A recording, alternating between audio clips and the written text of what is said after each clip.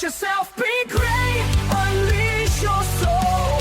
Take your passion, make it happen. That's the goal. And welcome to another edition of the Two Steps Ahead podcast, encouraging you to take your passion, make it happen, let yourself be great. I'm Son Edom. Citizenship. One of those words that we hear all the time, especially now in this day and age, as America is reaching its 250th birthday. But have you ever stopped to think what it really means? Of course, naturally, you're going to say belonging to a country. You have citizenship, you belong to a country, right? And so then we talk about the rights that we have. We talk about the freedoms that we have. Perhaps there's a debate over the Constitution.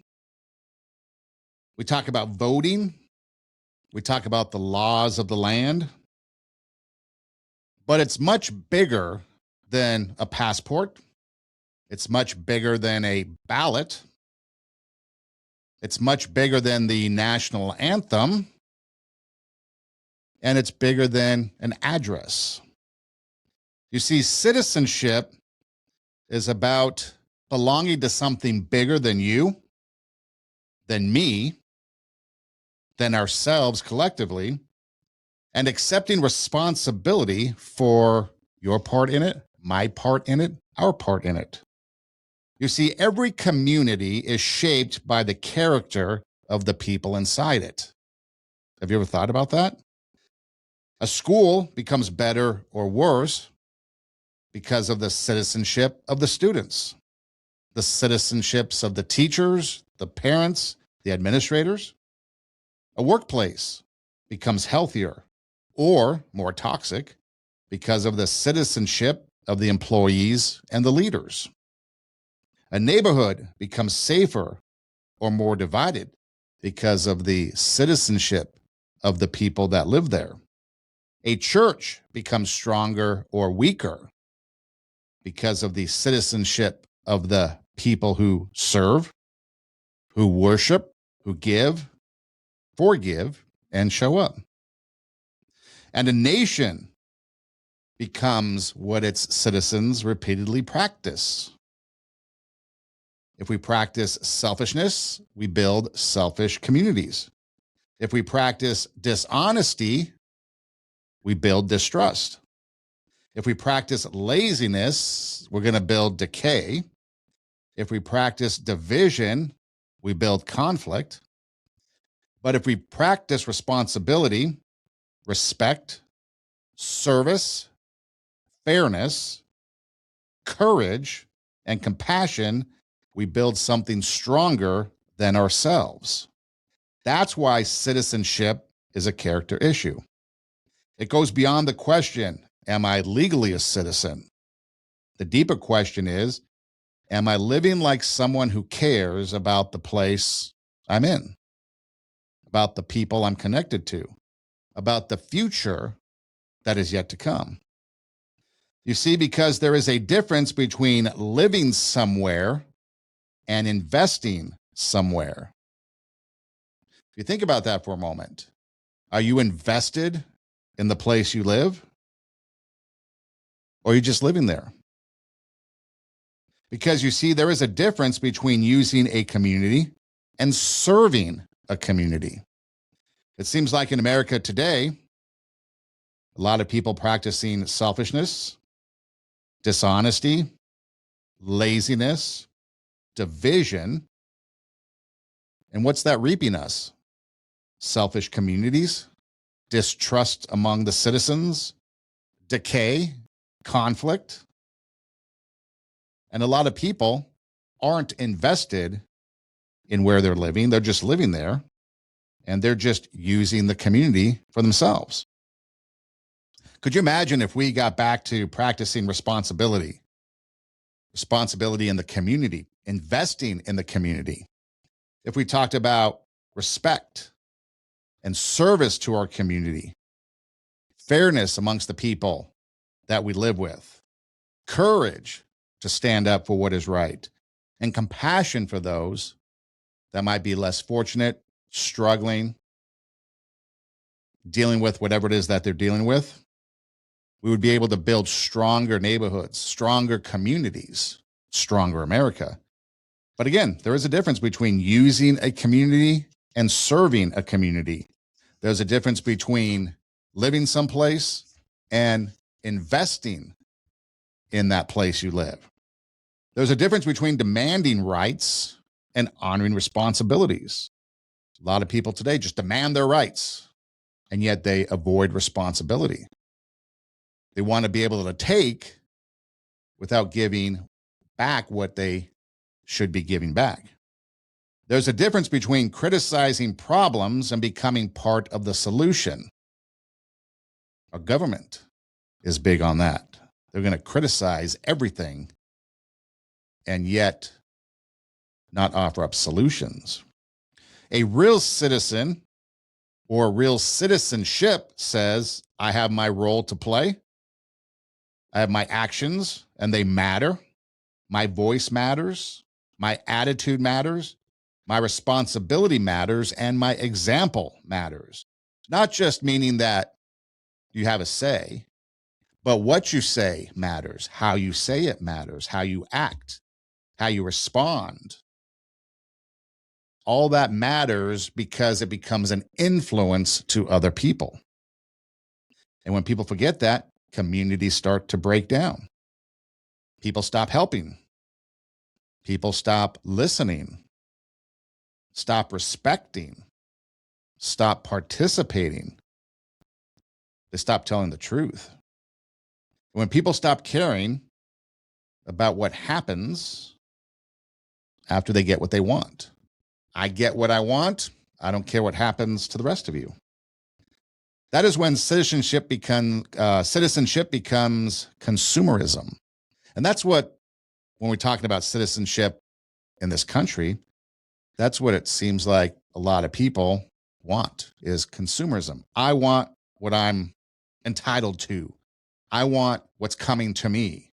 I want, period. People begin to treat their country, their school, their church, the workplace, or their city like a product. They ask, what do I get? But rarely ask, what do I owe? But strong citizenship will ask both. What do I get, but what do I owe for it? With citizenship, yes, we do have rights. We do deserve dignity. We should expect fairness. And leadership should be held accountable. But we also have duties, we have responsibilities, and we have more obligations to each other. A good citizen does not wait for the perfect conditions to do the right thing. A good citizen does not say, I will care when everyone else cares. A good citizen does not only show up when it benefits them. Do you do that? A good citizen builds, protects, serves, participates, and leaves things better than when they found them. Are we doing that as a society today? Are we leaving things better than when we found them? So today, we're talking about citizenship, just not as a civic idea, but as a character trait. What does citizenship mean? What types of citizenships are there? What does good citizenship look like in every day? What does poor citizenship look like? And how can we become the kind of people who strengthen every community we touch? Because at the end of the day, the world does not just need more people with opinions, it needs more citizens with character. And that's what we're talking about today. So what is citizenship? Have you ever thought about that? Obviously, we talk about citizenship belonging to a country, but it usually defines, in more of a general idea, membership to a community, especially the nation, or any nation for that matter, with the rights that come with that, the responsibilities and duties. All the responsibilities become less and less in people's minds. But on a deeper level, citizenship is about belonging and contributing, contribution. If you belong to a group, you need to contribute to it, not just take. But today, a lot of people just take, it seems like. A citizen is not just someone who exists inside a place, but it's someone who has a stake in the place. Citizenship really involves three major parts. One, rights. Yeah, rights are the freedoms and protections that people should have. And in America, the rights fall under the Constitution and then laws. These may include the freedom of speech, the freedom of religion, due process, safety, education, property rights, and equal treatment under the law. A lot of those are found in the Constitution. Rights matter because human dignity matters. Even the UN in 1948 came out with a standard of living that's similar to the Constitution with natural rights, human rights. But rights alone do not create healthy communities. Rights might protect people, you and I, but responsibility strengthens people. So you have your rights. So a lot of people sit there and say, I have the right to. Well, you may have that right, but are you practicing the responsibility that comes with that right? Are you practicing your actions, your words, your behaviors, strengthening your community? Are you invested in that place that you live? Are you invested in those rights? Or are you just merely using them, consuming them without giving back? Besides rights, citizenship has responsibilities, something we've been talking about lately. Responsibilities are the duties that come with belonging to a community. If you have a family, you have responsibility to that family, right? You belong to that family. You have citizenship to that family, a belonging to that family. You have rights. If you're a parent with kids, your responsibility are those kids. If you're a child, your responsibility might be going to school, listening and behaving what your parents tell you to do. If you have a grandmother, grandfather, they have rights and a lot of privileges too. But again, everybody has their responsibility when it comes to that community beyond the rights belonging to that community. This includes obeying laws, paying taxes, serving when needed, respecting others, voting when eligible. Isn't that something? A lot of people, the biggest story in our country today is voting eligibility, voter fraud. What about telling the truth? Voter eligibility and telling the truth go hand in hand, but telling the truth is well beyond just voting. It's telling the truth, being an honest person, helping others, and contributing to the common good. You ever ask yourself, what's the common good of the situation that I'm in? What's the common good in the workplace? What's the common good in the family? What's the common good in the community? What's the common good in the environment that I'm in? Responsibility asks, what's my part? You ever do that? Ask, what's your part?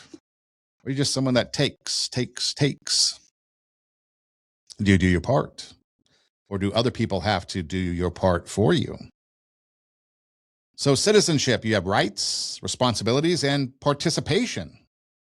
Participation means we do not simply just sit back and complain. We get involved. We vote, we volunteer, we serve, we speak up, we listen, and we help solve problems. Participation is where citizenship becomes active. How active are you? Are you a passive citizen? Are you someone that always says somebody should do something? Or do you step up and say, what can I do? And that goes beyond just national citizenship. In the family, do you just sit back and complain? Say somebody should do something about that crazy cousin or that nutty aunt or uncle you might have? Not saying I have any, but you know those stereotypical type situations in movies and TV shows. Maybe the dysfunction of everybody loves Raymond and the doting grandma, mother? Or do you sit there and say, what can I do? I'll take care of the situation. I'll talk to them. Let's sit down, have an intervention, whatever it might be. Because that is the one biggest difference between weak citizenship and strong citizenship, weak belonging and strong belonging, weak membership and strong membership. Somebody should do something, passing the buck, or what can I do? Weak citizenship complains from the distance.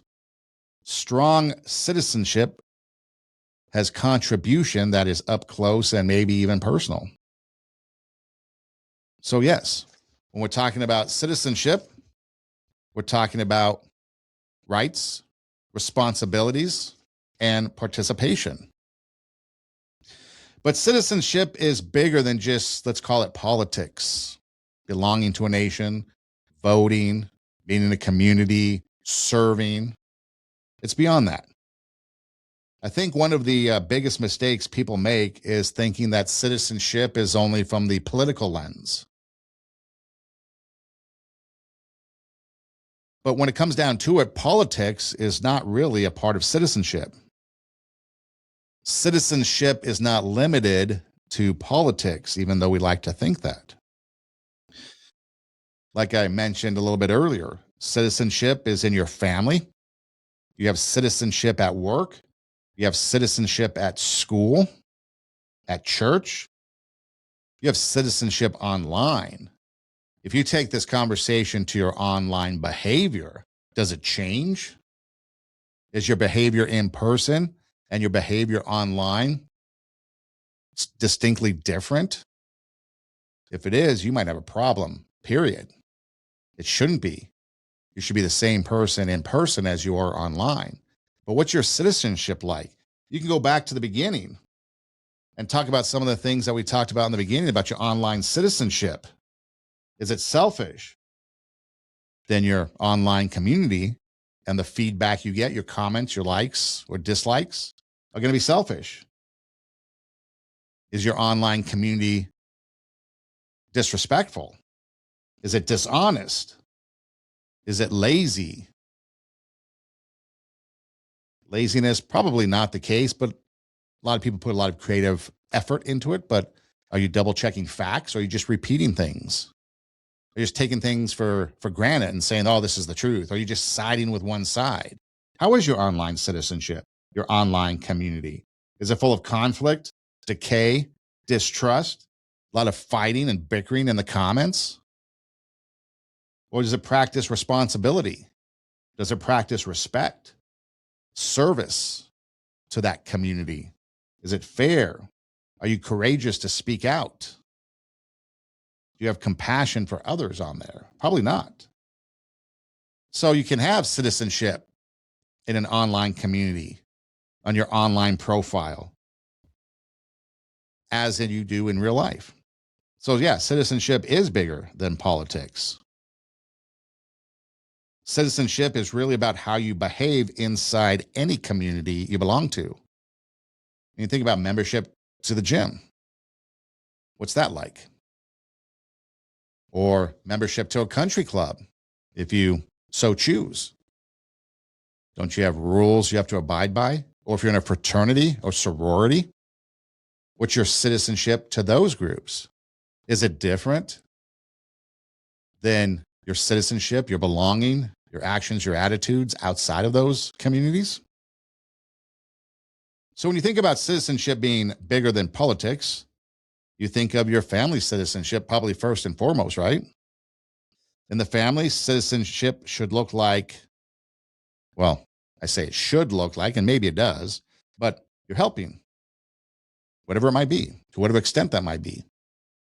You're helping, you're listening, you're forgiving, you're being dependable, you're doing your part to help that family, and you're not expecting everyone else to carry the load. And sometimes that's not easy to see because we just sit back and think that, oh, my family's fine, or they can handle it, or they can deal with it, or I don't want to get involved with it. We make up all kinds of excuses, right?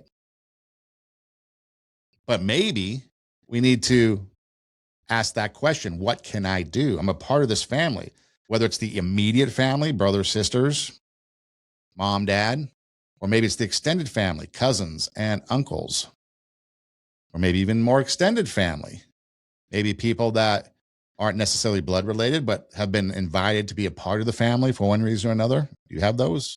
I've had those throughout the year, people that aren't necessarily blood relatives, but they're just a part of the family. At all the family growing up, they're part of all the family gatherings, the holidays, they're family.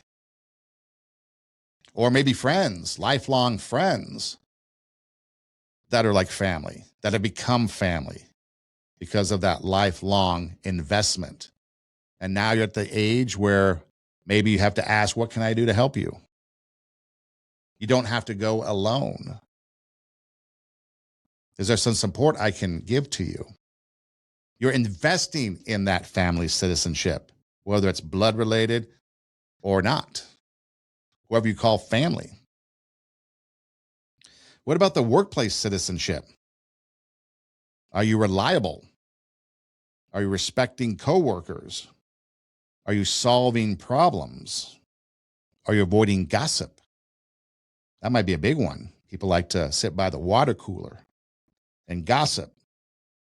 Are you supporting the mission of the job, the workplace? Are you avoiding poisoning the environment with negativity? Or are you the one that sits there and gossips and is negative? I would never really get involved in work-life situations because typically work life and social life and home life were three different aspects of life for me. But in the radio business, it was easy to get involved, or not get involved, but well, I guess in general, yes, it could get easy to be involved in a toxic situation. Not because it's on purpose, but because it's a competitive environment. People are competing for the same promotion, even though they're on the same team, trying to get ahead. There's jealousy involved and all kinds of different things that we all deal with, whether it's in the family, the workplace, the friendship, social circle. It's all there, right? There's no difference. On the surface, we like to keep things mellow and chill, but under the water, things are stirring up. The chum is being stirred and the sharks are coming. But how do you handle that? Did you stay away from it? Did you avoid it? And fortunately for me, I took a stand early on that I was not going to be a part of any work politics like that. And yes, sometimes it comes into my life just because of the nature of being there. But no, my citizenship in the workplace is going to be something that I want to be looked at upon as someone with character, showing respect to others, being fair to others, having compassion to others. And that's what we do here. When we're dealing with the rights, the responsibilities, the participation beyond the family into the workplace, we want to not poison the environment with negativity. We want to be positive. We want to make sure that we're getting things to become better, not worse.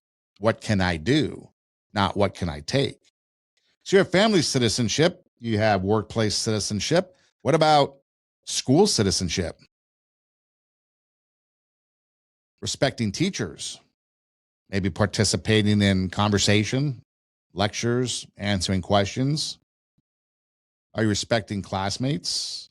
Are you being honest, taking responsibility for your actions, for your learning? Or are you just blaming the teacher? Oh, it's a bad teacher. I can't learn because that's a bad teacher. Or are you a bad student? Or are you not a bad student, but you have bad study habits?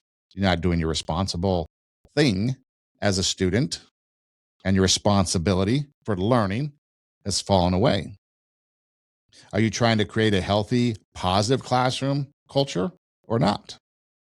That's a question you have to ask yourself. And then what about church citizenship? Are you serving in some capacity, maybe? Are you giving Maybe just praying, encouraging, forgiving, and not just attending. Back row Baptist, you show up and then you leave. I've done a lot of serving in churches, but I'm also one that sits in the back row. I do attend, but I also serve. I serve in my own way.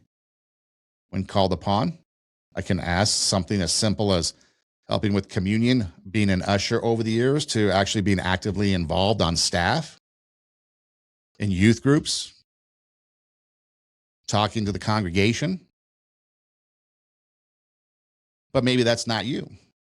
But you can obviously pray for your pastors, pray for your leaders, pray for your church. You can forgive those, forgive others. And you can just attend. If that's all you have in you, as long as you show up, you're going to be in a good spot to start. And then what about the digital citizenship that we talked about a little bit earlier? Let's look at that a little bit more. You're online. Are you spreading lies? I can pop on social media right now and probably within the first 5-6 scrolls, see something that's wrong, see something that is of a lie, not true. Someone attacking someone else, perhaps. A lot of people hide behind the screen because they want to be cruel. Are you one that do? Are you someone that does that? Are you typing in anger? Do you realize that that anger can damage other people?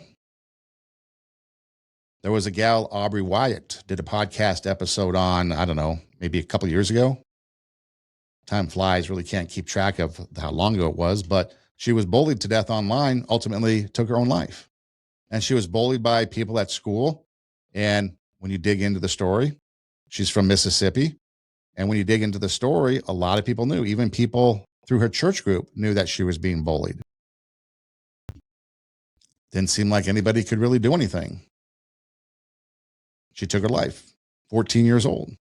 How many people have taken their lives because of online bullying? Are you responsible for that? Or are you someone in there encouraging other people? I've gotten away from the online community more and more every day because it's just pointless. In fact, this past school year, the place that I worked at, the internet connection was pretty bad because, of course, they don't want everybody on, as a middle school, they don't want people online on your phone, no phones. So they really limit the internet to just basic stuff, basically just for their iPads and education. So I'd go the full day without being online. Didn't miss much. In fact, didn't really miss anything. Actually feel more refreshed about not being consumed with that online citizenship. But if you look at my stuff, you're going to find podcast stuff, which I hope is encouraging to people that listen or watch it. You might find some baseball. Again, hopefully some things that make people feel good, the national pastime, highlights and clips from historic events, milestones, maybe some pictures, because sometimes I treat my online citizenship as like I don't call it a diary, but maybe like a memory book, so that when the memories pop up a year, 2, 3 from now, oh yeah, I remember that. Maybe a little bit of entertainment, if I can entertain, or sharing with others, maybe something. But seldom will you find direct content that is going to be destructive, that's negative. Yeah, I might have my opinions and comments that I might post on someone's post. That might be deemed maybe a negative comment in just the general positive versus negative concept. But what was the original post, and what's my response to it? If you agree with me, you might think it's a positive response. If you disagree with me, you might think it's a negative response. But yeah, I'm responsible in my online citizenship, as should you. I'm not out there tearing people down, as should you. In fact, I don't even go on X, former Twitter now, because that place is so toxic. There's a lot of places I avoid because it's just so toxic, full of lies, full of misrepresentations, full of people spreading things I know nothing about. So I just stay away from it. And I'd rather look at my other citizenships, whether it be church, whether it be the workplace, whether it be family, whether it be friends, and focus on those. So besides the different citizenships that we might have in our daily life, what types of citizenships should we look at? Well, there's the legal citizenship. Obviously, this is the official status of belonging to a nation or to a state. It comes with those legal rights that we talked about, legal responsibilities, including voting eligibility, protection under the law, civic duties, and national identity. But legal citizenship is just the starting point, not the finish line. A lot of people think, I became a citizen. Now I'm good to go. I've got the golden goose. I'm on the gravy train. But a person with legal citizenship can still be selfish, irresponsible, dishonest, or destructive. And we've seen that. We've seen that with the fraud. If you want to talk about national news, with the other issues that we see going on with money that the national headlines hit, or perhaps just with people being irresponsible with whatever it is that they've been entrusted with, a lot of dishonesty, again, going back to that fraud, and a lot of people just being destructive, a lot of people becoming citizens of this country, or a lot of people are citizens of this country, and truly they hate this country. Their actions prove it. The fruits of their behavior indicate that which is destructive, that which is selfish, that which is dishonest, lazy, divisive. Nothing about responsibility, nothing about respect or service or fairness or courage or compassion. We're not building a stronger country because there's a lot of people out there that are ready to tear this country down. So if you're a legal person, a legal citizenship of this country, and you're acting selfishly, irresponsible, dishonest, or destructive, maybe you should check yourself. Because then, if you are, you're only a citizen on paper. Do you want to be a citizen on paper, or do you want to be a citizen in real life, a citizen in practice, a citizen in what you do? What about your civic citizenship? How we participate in public life? Again, it goes back to voting, understanding the issues, serving on juries, attending maybe meetings in the community if so choose, respecting public spaces, holding leaders accountable. Because a civic citizenship says the health of the community partly depends on me. That's what you're asking yourself. This is where people move from spectators to participants.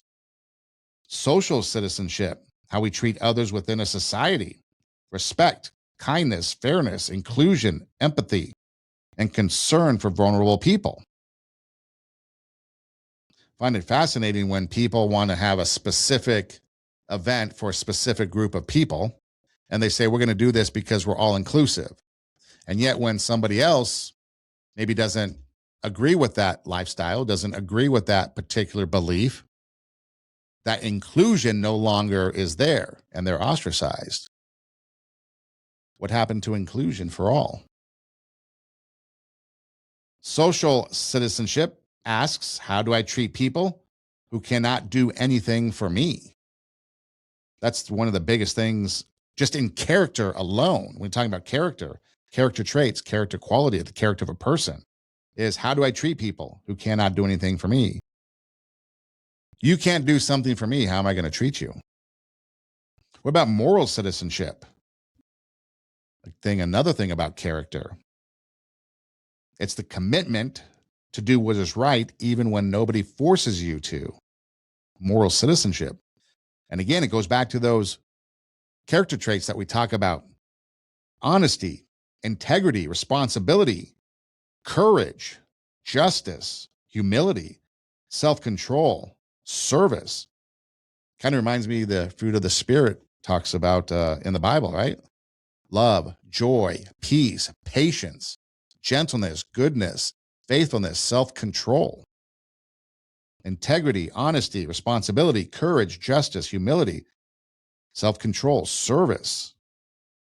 Are we practicing these things? Are you practicing them? Am I practicing them? And if so, to what degree? To the highest degree possible, or just barely a little bit? And if we're not practicing these different character traits of moral citizenship, why not? Moral citizenship is what keeps freedom from becoming selfishness. Freedom without morality becomes chaos. Rights without responsibility becomes entitlement. And power without character becomes abuse. Freedom without morality becomes chaos. Rights without responsibility becomes entitlement. And power without character becomes abuse. And you can take those with you in any aspect of these citizenships that we're talking about: school, work, family, civic, social, online. Goes on and on. We've talked about online and digital citizenship, but it's huge today because a lot of people live only in the digital world. Not a lot of people live in the real world anymore. They might exist in it, but they don't live in it. Everything is online. Are you using your technology responsibly? Are you thinking before posting? Are you checking the information to make sure that it's true or verified before sharing? Are you respecting others online? Are you protecting other people's privacy? Are you avoiding cyberbullying? Are you not confusing popularity with truth? Just because a lot of people say it doesn't mean it's true.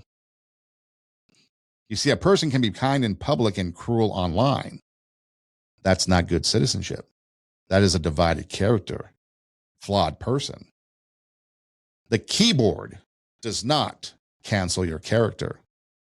If you're hiding behind that keyboard, you're a keyboard social justice warrior, or you think you're anonymous so you can just say and do whatever you want, maybe you should check yourself.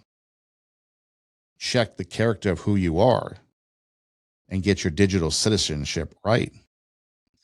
What about from the global perspective? Recognizing that we're connected beyond our local community or even our nation. I mean, look at events like the Olympics, World Cup, World Baseball Classic, and other international sports leagues and other types of things that are out there that people are engaged in worldwide. I think it was in the movie theaters years ago when they used to have previews before the movies. And I think it was a commercial for the Los Angeles Times. And it talked about when you can buy a Pepsi in Nairobi, and then would go on and say, when the world is this big, but it's also this small because we're all connected, especially now, right? With social media and with online, the world is very small. You can talk to people around the world. You can connect with people in different parts of the globe. So how are we responding when those major events go on? The World Cup, the Olympics. Are we engaging with others about them? Are we isolated? It's your choice in those matters. It's not right or wrong. But when you have people from around the world, maybe that you're connected with on social media, and you talk to them about their World Cup country, their team from their World Cup, maybe Germany, for example, Mexico, or maybe in the Olympics, Paris most recently. It can be exciting. It can be fun. But are we doing our part? But then also, what about the other things? What about issues like poverty, clean water, education, disease, war, migration, technology? All reminds us that there is a human connectivity that is also on the bleaker side of life. What are we doing about that? Global citizenship does not mean you stop loving your country. It just means you understand that compassion should not stop at your border. That's a big thing, right? Here in this country, border patrol, ICE, everyone should come in or nobody should come in, illegal immigrants. A lot of people have forgotten about that we can have compassion, but we also need to have laws in order to have a country, in order to have citizenship to that country. You can love your nation, but you can still care about the world. What about your biblical or spiritual citizenship? People of faith. Citizenship has a spiritual meaning. The Bible speaks about us as being citizens of heaven, but we're still living responsibly here on earth, right? One day we'll get to heaven. But as of now, we're supposed to be responsible here on earth, take care of God's creation. As Christians, we're called to honor God, love our neighbors, pray for our leaders, seek peace, maybe become true peacemakers, bringing people back to God. We're to practice justice. At one time, justice is blind, right? And you have the scales and the blind person with the eyes covered holding the scales because justice is supposed to be blind, right? Not anymore. But are we doing our part to practice justice, to serve others? Spiritual citizenship should not make people careless about earthly responsibilities. It should make us more faithful to implement what the Bible says and follow those principles in how we live. A lot of people talk about, climate change or saving the world, whatever. And we know one day as Christians, we know the Bible even talks about it, that when Jesus comes back, there's going to be a new heaven and a new earth. But that does not mean that we should destroy the earth that we're in. Take care of it. Take care of the planet that God has entrusted to us. Have the earth's best interest at heart, but as long as it goes with what the Bible has to say. We no longer need to live under a world where the earth comes first and everything else is second. We do not need to have a model where we have to bow down to Mother Earth because God is the creator. So we can have our citizenship here on earth for the time being, but know that our citizenship is ultimately going to be in heaven if we believe on Jesus, that he is the way, the truth, and the life. And because we believe that that's our ultimate goal is heaven, what we do here on earth, we should be more faithful in the actions that we do.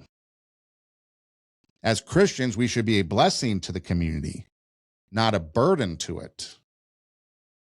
We should be the ones out there on the forefront of helping.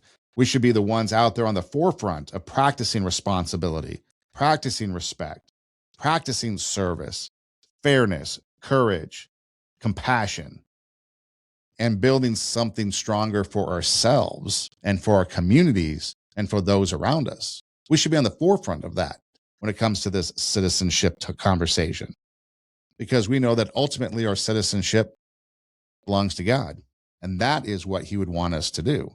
So we can respect the earth. We can respect those that we have differences with. We don't have to condone it. We don't have to accept it, but we can respect it. And then go back to some of the things we're talking about. Pray. Pray. Be a good example. Be a good witness. Be a blessing to the community and not a burden. So what is the difference between good citizenship and bad citizenship? Well, let's just take a quick look. Good citizenship is responsible. They do not expect everyone else to clean up the mess. It's respectful. They understand that disagreement does not require disrespect. Did you hear that? Listen up. A good citizen understands that disagreement does not require disrespect. You can disagree in a respectful way. A good citizen is honest. They do not spread lies, shouldn't just spread lies, but especially if the lies are going to benefit your side, benefit you. A good citizen is helpful. They look for ways to serve. A good citizen is informed. They do not make loud claims without learning the facts. A good citizen is fair. They do not demand justice only when it benefits them. A good citizen is courageous. They speak up when something is wrong. A good citizen is humble. They understand they can be mistaken. A good citizen is dependable. They show up when it matters. And a good citizen thinks generational. They care about what kind of world they're leaving behind. Is that not what you want to do? Doesn't that sound like some good things? Isn't that what you want your life to be like? Or are you a bad citizen with bad citizenship? Are you selfish? Are you the one that says, as long as I get mine, I do not care what happens to others? Are you passive? Are you always complaining but never contributing? Are you dishonest? Do you repeat rumors, half-truths, false information? Are you disrespectful? Do you treat your opponents like enemies instead of human beings? Are you entitled? Do you demand benefits but reject responsibility? Are you destructive? Again, bad citizenship is destructive. It tears down without building anything better. Good citizenship could be destructive if you're tearing down the bad to rebuild the new. So again, it also goes back to intention. But if you're tearing down without building anything better, then that's bad citizenship. Cynical. It assumes nothing can improve, so it excuses doing nothing. Bad citizenship is divisive. It feeds on conflict instead of seeking understanding. Bad citizenship is careless. It ignores how personal choices affect the larger community. And this is why citizenship matters. A community can survive disagreement. It can survive difficulty. It could survive different opinions. But it cannot survive long when too many people stop caring about character. So look at the two things: good citizenship, bad citizenship. Are you applying them in all aspects of your life? Hopefully the good, but there's people out there that apply the bad citizenship as well. But what type of citizenship are you displaying? Or perhaps maybe you have a mix depending upon where you're at school, at work, with your friends. Maybe that's one thing. At home, maybe it's another. In the church, maybe it's one way. Maybe it's good citizenship, but the rest of your life is bad citizenship. Maybe online versus real life. What's it like? If I was to ask the question, is citizenship declining after what we've been talking about, what would you say? Well, I think if you look at it, citizenship is declining. One of the reasons is because we have become more consumer minded. Everything is like a product that we buy. Our schools, our churches, our jobs, our governments, our relationships, even community. Their mindset is serve me, serve me, serve me. When we really should have a mindset of I have a responsibility here too. Because you see, when people become consumers instead of citizens, they leave when things get hard. They complain when things are imperfect and rarely ask how they can help to improve the situation. They confuse freedom with selfishness.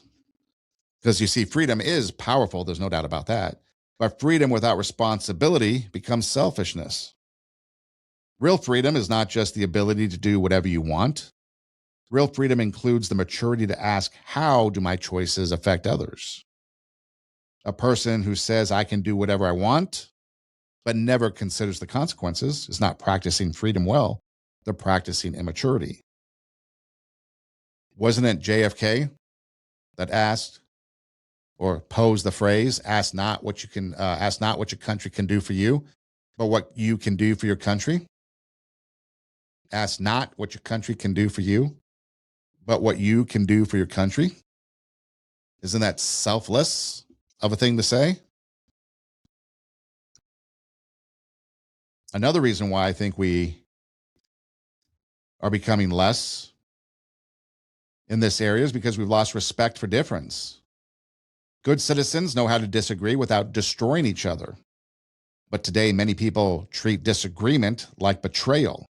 If you do not think like me, or if you do not vote like me, or believe like me, speak like me, then you're my enemy.